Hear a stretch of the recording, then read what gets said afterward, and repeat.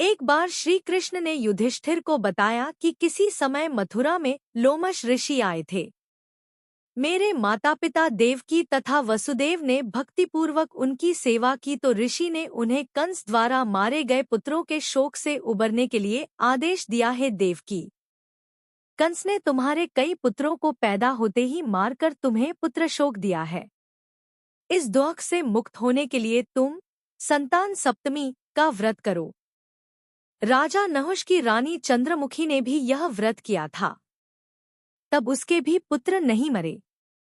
यह व्रत तुम्हें भी पुत्र शोक से मुक्त करेगा। देवकी ने पूछा, हे देव, मुझे व्रत का पूरा विधि विधान बताने की कृपा करें ताकि मैं विधिपूर्वक व्रत संपन्न करूं। लोमश ऋषि ने उन्हें व्रत का पूजन विधान बताकर व्रत कथा भी बताई। नहुष अयोध्यापुरी का प्रतापी राजा था। उसकी पत्नी का नाम चंद्रमुखी था। उसके राज्य में ही विष्णुदत्त नामक एक ब्राह्मण रहता था। उसकी पत्नी का नाम रूपवती था। रानी चंद्रमुखी तथा रूपवती में परस्पर घनिष्ठ प्रेम था। एक दिन वे दोनों सरयू में स्नान करने गईं।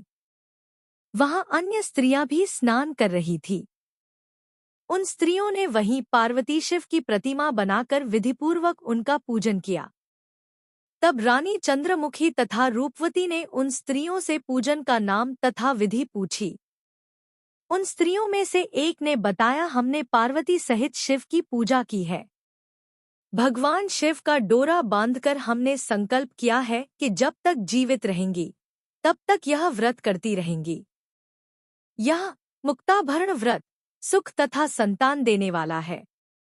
उस व्रत की बात सुनकर उन दोनों सखियों ने भी जीवन पर्यंत इस व्रत को करने का संकल्प करके शिवजी के नाम का डोरा बांध लिया। किंतु घर पहुंचने पर वे संकल्प को भूल गईं। फलतः मृत्यु के पश्चात रानी वानरी तथा ब्राह्मणी मुर्गी की योनि में पैदा हुईं। कालांतर में दोनों पशु योनि छोड़कर पुनः मनुष्य योनि में आईं। चंद्रमुखी मथुरा के राजा पृथ्वीनाथ की रानी बनी तथा रूपवती ने फिर एक ब्राह्मण के घर जन्म लिया। इस जन्म में रानी का नाम ईश्वरी तथा ब्राह्मणी का नाम भूषणा था। भूषणा का विवाह राजपुरोहित अग्निमुखी के साथ हुआ। इस जन्म में भी उन दोनों में बड़ा प्रेम हो गया। व्रत भूलने के कारण ही रानी इस जन्म में भी संतान सुख से वंचित रही। प्रौढ़ावस्था में उसने एक गूंगा तथा बहरा पुत्र जन्मा, मगर वह भी 9 वर्ष का होकर मर गया। भूषणा ने व्रत को याद रखा था, इसलिए उसके गर्भ से सुंदर तथा स्वस्थ 8 पुत्रों ने जन्म लिया। रानी ईश्वरी के पुत्रशोक की संवेदना के लिए एक दिन भूषणा उससे मिलने गई। उसे देखते ही रानी के मन में डाह पैदा हुई। उसने भूषणा को विदा करके उसके पुत्रों को भोजन के लिए बुलाया और भोजन में विष मिला दिया। परंतु भूषणा के व्रत के प्रभाव से उनका बाल भी बाका न हुआ। इससे रानी को और भी अधिक क्रोध आया। उसने अपने नौकरों को आज्ञा दी कि भूषणा के पुत्रों को पूजा के बहाने यमुना के किनारे ले जाकर गहरे जल में धकेल दिया जाए।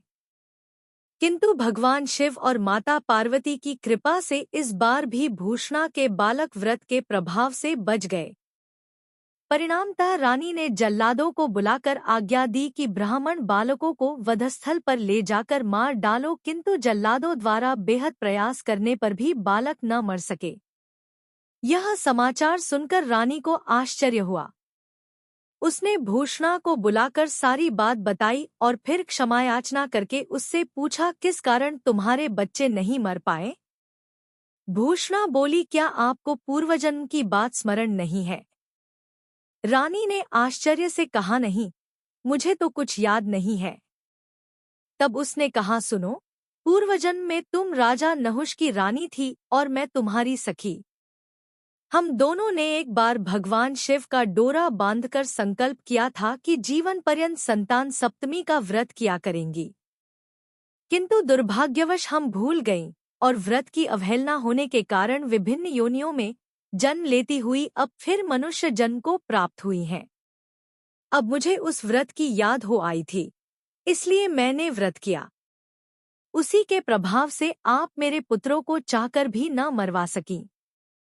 यह सब सुनकर रानी ईश्वरी ने भी विधिपूर्वक संतान सुख देने वाला यह मुक्ताभरण व्रत रखा।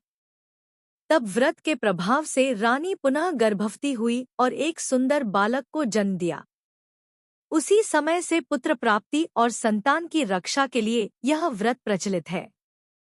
यह व्रत पुत्र प्राप्ति, पुत्र रक्षा तथा पुत्र अभ्युदय के लिए भाद्रपद के शुक्ल पक्ष की सप्तमी को किया जाता है। इस व्रत का विधान दोपहर तक रहता है।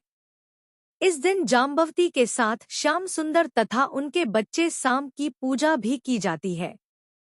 माताएं पार्वती का पूजन करके पुत्र प्राप्ति तथा उसके अभ्युदय का वरदान मांगती हैं।